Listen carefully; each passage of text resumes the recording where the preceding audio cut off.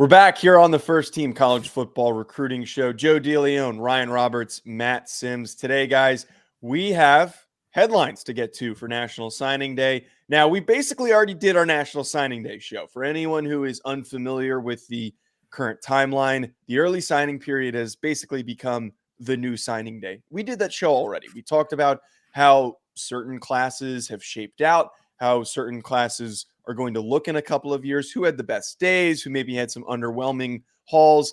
We've had a lot of things change since then. But for today's sake, we're talking about the three biggest headlines, the three biggest names that had some movement, those three guys being Jaden Rashada, Nicholas Harper, and Deuce Robinson. Guys, let's hop right into this. I think we need to start off with Jaden Rashada, the former Florida quarterback, now Arizona State quarterback. For those unfamiliar with his story, he was committed to Florida, signed his national letter of intent with Florida. There was some NIL happenings that were behind the scenes that impacted him deciding to request a release from his national letter of intent. Went on the open market, signs with Arizona State, of all places, to play for Kenny Dillingham in his first year. So, guys, first off, talking about this with Jaden Rashada, it's hard to truly evaluate this, but do we think that in the long term, Arizona State might be a better situation for Jaden Rashada than Florida? Matt, let's kick it to you first. What do you think? Joe, first of all, I just want to say, can you please let it go with the Florida people, man? Stop rubbing salt in the wound. It's okay. We have to talk about it. I understand. You're right, but just let it go. All right, they're hurt enough. Matt, he also forgot another layer of the recruitment. This is former Miami commits. Oh, yes. Florida signee. All right, so yeah, both schools in Florida, just heartbroken, and we're sorry to the fans out there that Joe continues to rub salt into that wound. But with Rashada, it's very exciting for Arizona State, really exciting for Kenny Dillingham. And he's done a great job with just building up his career and being one of those guys that I think just through the years has, really rise through the ranks the hard way of proving himself over and over again as a good coach. Former Arizona State guy along with his wife. So I think you're finding a guy here that really just truly is all about building this program from the ground up, doing things the right way. For a guy that got there in this short period of time this offseason, they, according to 24/7, have ranked 36th in their total recruiting class. Did a good job of getting a lot of transfers this year as well. So Jaden Rashada, I think, is going to be in a good position to compete, potentially start right away, especially because of how talented he is. If not, he does have the experience of kind of watching and learning from a potentially experienced quarterback in Drew Pine, who started at Notre Dame and got experience. I know, hey, Ryan, that's a personal, touchy subject. I do want to get to that in a second. But it is interesting, nonetheless, to be in a quarterback room where, you do have a guy that has played, a coach that has a ton of experience and helping rebuild quarterbacks' careers like he did with Bo Nix. And I think Jaden Rashada is in a good spot for him personally as a quarterback. I mean, in a vacuum, I like the fit with Arizona State for the simple fact of he's a West Coast kid. I feel like he wanted to stay out in the West, right? But then also, I do like Kenny Dillingham potentially with him. I mean, we've seen Kenny Dillingham do a good job of developing quarterbacks, getting the most out of the athleticism and talent level that they have. I mean, we just saw what he did with Bo Nix, obviously, in his lone year there at Oregon. I think that there's a good opportunity for Jaden to get some early playing time and Kenny Dillingham to develop him. So I think that it's a good fit with the coach, especially. He's a West Coast kid. And I actually am very interested to see what Arizona State is able to do over the next couple of years, because Arizona has quietly become a little bit of a kind of resurgence from a talent perspective in the high school ranks. There's a lot of talent coming out of Arizona. If Arizona State is able to put a little bit of a fence around the state, keep a lot of the in-state talent at home, I think that that's a team that could quickly turn from not a very good Pac-12 team to a good Pac-12 team in only a couple years. I think that there's enough talent for that to happen. So I think it's an interesting addition. I feel good about the trend that Arizona State's going to be taking under Kenny Dillingham, and I think that he does a really good job of quarterbacks. So I think it makes a lot of sense from Jaden.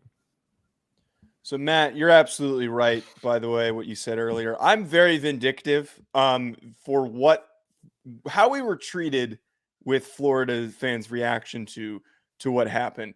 I frankly don't care if they're upset anymore because their reaction was frankly ridiculous for us just trying to cover the story.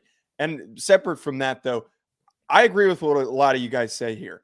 I think that this is a way better situation for him. It sounds like with that Florida program, there is a lot of distraction. There are a lot of issues that we're not going to be very privy to, that we're not going to get the answers to because they're trying to keep it behind closed doors. But overall, the vibe's not good in Gainesville. However, we've got a kid from California that is going to be playing somewhere that's a little bit closer to home. He's going to be more comfortable. But most importantly, there is a proven track record here that Kenny Dillingham has done a fantastic job of developing and working with these quarterbacks. The same can't necessarily be said with Billy Napier and with Florida. I mean, heck, I would argue with Anthony Richardson, the way that he played this year, in a way, there was a misuse of talent at times because of how good Anthony Richardson was. And I think some might argue he could have been better with the way that he could have played with how freaking talented he is. So having all that in mind, I do think overall this is going to be great for Rashada's career in the long term. I think most importantly, if he flips and goes to another big program, there's going to be a lot of eyes on him. This might allow him to be a little bit more low key. This might allow for him to settle into the situation and just see how things come instead of continuing to be the storyline, the negative storyline, the very divisive storyline that made everybody up in arms over talking about it. But we brought up Drew Pine, who is currently the quarterback there, and that effectively is his competition. We did not bring his name up. Matt brought his name up. Let's give the credit here. I would like to acknowledge, though, and talk about this. They're extreme polar opposites. Extreme polar opposites. So with that in mind, Matt, you first here, do we think that Rashada could potentially start seeing how Pine played last year and maybe some of the ways that he struggled, and knowing that Rashada has a lot of really, really nice tools to work with? Well, I think the biggest picture, big picture wise for Coach Dillingham is just the fact that he needs depth at every position, and that includes the quarterback position. And I think with the fact that he's rebuilding both offensive and defensive lines, and he did a good job of that in his recruiting class, you know, he needs to at least protect himself with making sure that he has capable, experienced quarterbacks that can go in there and play right away. So I think that the biggest thing for Drew Pine is that he comes with the fact that he's had a lot of experience. He's had moments where he's performed well. Obviously, he's had his few struggles like every quarterback has. I mean, you know, we're going to talk about, you know, Shane Beamer and what he's done and how great he's done with Spencer Rattler here. So there's no reason why Drew Pine can't have a jump in his game in this new environment potentially. And I think really the sneaky pick really that maybe is slipping through the cracks as far as just a big name thing is Bo Baldwin, their offensive coordinator. He's a guy that's been extremely successful at the FCS level. He has a very good, you know, overall record as a head coach at Eastern Washington. He's done a really good job of building explosive, high-powered offenses. So I think the combination of those two gentlemen together in one quarterback room, I think is a great match for all those quarterbacks competing for that spot.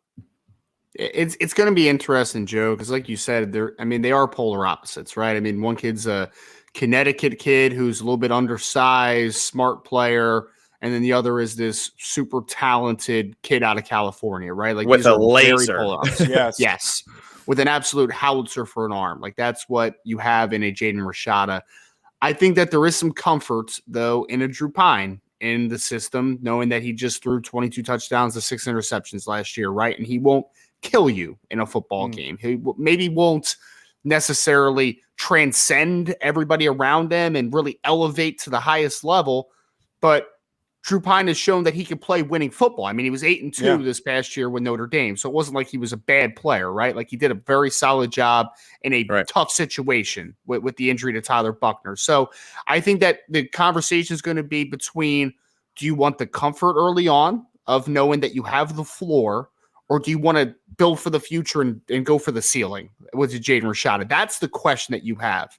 And I think that that's a self-evaluation for Coach Dillingham and the rest of the staff to say, take a step back and say, hey, with what we have now, Are we good enough that we can win some football games this year, enough football games to be in contention for anything? Or is this a complete rebuilding year? Because if it's a rebuilding year, I think you go with Jaden Rashada, right? You throw it to the wayside. You say, we're building for 2024 and beyond. Let's go with the young guy. Unless you think that your self-evaluation is that this is a good football team. And with a guy like Drew Pine that's going to steady the ship and keep you on course and keep you in structure, that's the best thing for year one. So I really think that's dependent upon what does Coach Dillingham and the rest of the staff see as the best possible scenario for 2023. If they don't feel great about their situation, you go with the young gun. If you feel like you can contend and win some football games, then you take Drew Pine as kind of that bridge to the future of a Jaden Rashada. Here's a comp for you, Ryan. I think this is very comparable to the San Francisco 49ers. We've got Brock Purdy in Drew Pine, who you just talked about. Steady, doesn't really turn the ball over, very consistent. Not going to. This is a terrible comp. Why is this a terrible comp? But I'm saying that I just, okay, keep going. My logic though is one guy a little bit more steady, a little bit less risky. The other one, high upside, very, very talented. All right, but also too, preseason going into it, you had no idea that Brock was steady. Whoa, okay, wait. so I'm talking about you can't say that. If we were talking about this in camp, you'd be like, oh yeah, I'm going to be like, hey, Brock Purdy's going to be the starting quarterback. You'd be like, yeah, right, over Trey Lance, like get out of here. But I'm talking about right now. I'm not talking about the beginning of this season. I'm talking about like going into next year when that's going to be a no doubt, and I understand as well. And you're right. I guess it's an okay comp, but at the same time too, Brock Purdy was also entering in one of the most loaded NFL rosters that is in the NFL right now. I mean, it's a top 2 roster behind the Philadelphia Eagles. So all right, Joe, let's just get him, Matt. Get him, Matt. Let's just move on. I love you, man, but I just no. Now you understand why I'm extremely reluctant to ever make comps on this show, but that'll be the last one that Joe ever provides on this. Yeah, usually it's Ryan giving you the hard time, but this one I just couldn't let you go with this one for whatever reason. I'm sorry. I definitely set myself up for it. The second guy that I want to get to, guys, that really created headlines. It was kind of a where's Waldo for this guy for the longest time. Nicholas Harbor, the very talented athlete is what he's listed at. Tight end, defensive end. Where is he going to be playing at the next level is a question that we can discuss here. He physically, and I'm going to set up Ryan here to rattle off his track numbers because I know that Ryan always has that stuff ready to go. But Nicholas Harbor, man, freakish athlete. Was he going to go to Oregon? There was a possibility he might go visit Colorado. Instead, he ends up at South Carolina, of all places.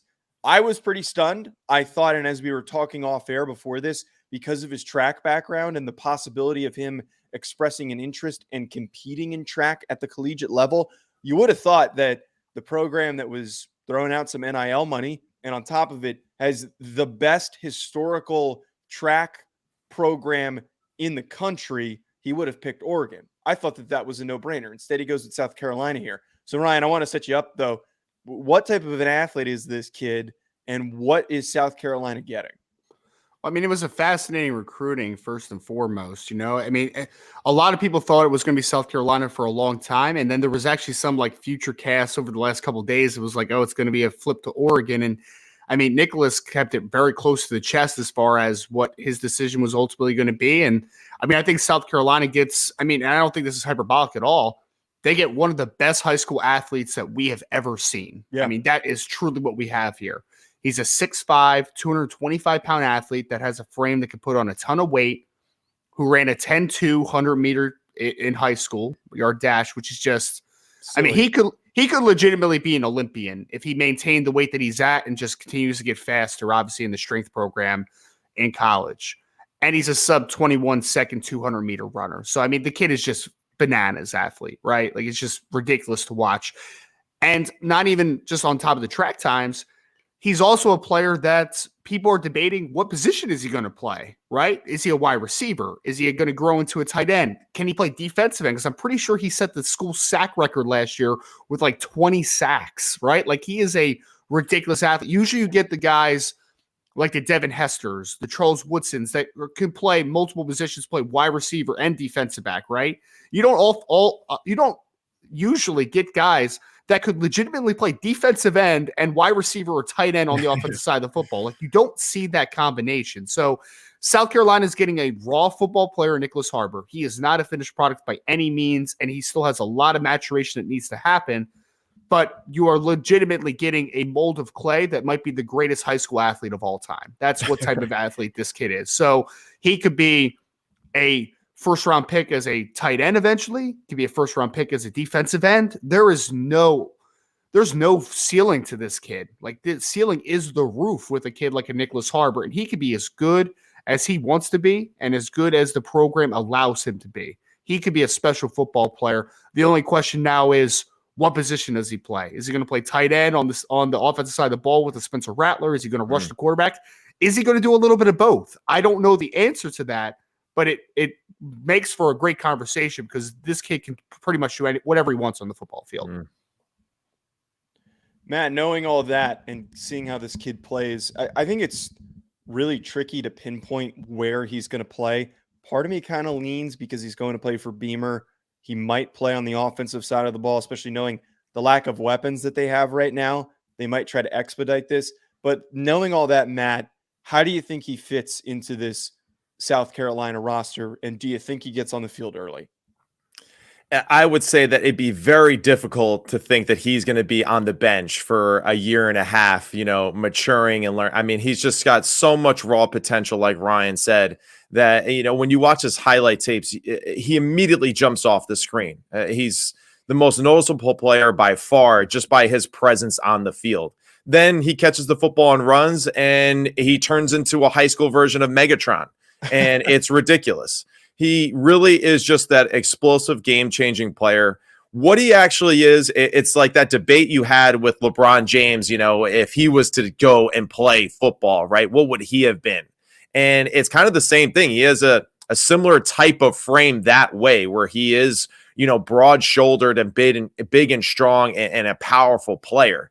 I definitely see him as someone that could be potentially a two-way player. I think that they would be, really they'd be crazy, honestly, not to try to take advantage of his athleticism as many ways as they possibly can. And, with him and his size and his speed, why not put him at defensive end in third down situations where it's an obvious passing situation? It's one-on-one with him and the tackle. I have to think that, he's going to win a lot of those matchups with his raw, pure athleticism. And if you add a little technique and a little bit more just, grittiness to it in the SEC football with that technique, this guy can be a game-changing player for you on both sides of the football for sure. Because there's needs at both spots for South Carolina in 2023. Right. They lost both tight ends to transfers this offseason. You lost both of Jaheim Bell, who went to Florida State. Austin Stogner went back to Oklahoma. Right. You also lost Josh Vann to eligibility at wide receiver. So you have some holes in your passing game. But on the other side of it, Jordan Birch, who was your best defensive end in 2022, transferred to Oregon this offseason as well. So there's holes at multiple spots. But I think that a deep conversation needs to happen that the coaching staff and Nicholas Harbor need to have is that if Nicholas Harbor wants to continue his track future, right, you don't want him to put on too much weight. Like, he's not going to be able to be as good a sprinter as he possibly can playing at 250 pounds, right? He's already 220, 225 pounds. Right. So there needs to be an understanding of, like, what is the long-term vision for me? Because if I want to be a track athlete at the highest level, I also need to maintain a certain body type. Like, I can't get too bulky. But if he's all football away, I mean, I say, let this kid get as big as his body will allow him to be, and then he's just a mismatched weapon anywhere. But I think the remarkable thing, Matt, to your point, is that there's opportunities to play on both sides of the ball in 2023 because there's holes at the spots that he can fill, which makes it so interesting. For sure. I think we can all agree here. South Carolina seems like it was the fastest road for him to get on the football field. Just overall, for all the things we highlighted there. I think all those other spots, he might have had to wait a season, especially because of that rawness. But we might get to see an early flash of what Nicholas Harbor could be, depending on how things shape out at South Carolina. Mm-hmm. Guys, the last storyline I want to get to here before we wrap up our National Signing Day discussion, Deuce Robinson, the highly talented tight end. We did a breakdown on him, and that was a while ago when we broke him down. This was without really an understanding of what was going to happen within his recruitment. And as it turns out, he goes unsigned during the signing period. Now, it's not like this is an off-field concern situation. He goes unsigned because he has the opportunity to play in the MLB. There is a very strong chance that he is a high first-round pick because of how talented he is as a dual threat athlete. So the decision-making is open-ended right now. I don't know in terms of the timeline how that impacts his eligibility or when he'll be able to play if he does decide to play football.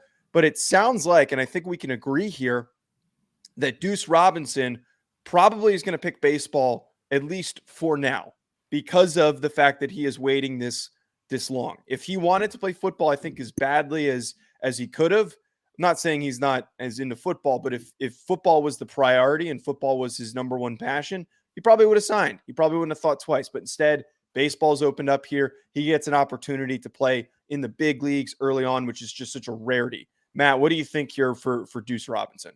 Yeah, as you read all the articles about him and his potential next step forward, the guy's as MLB scouts would say, a top 10 pick.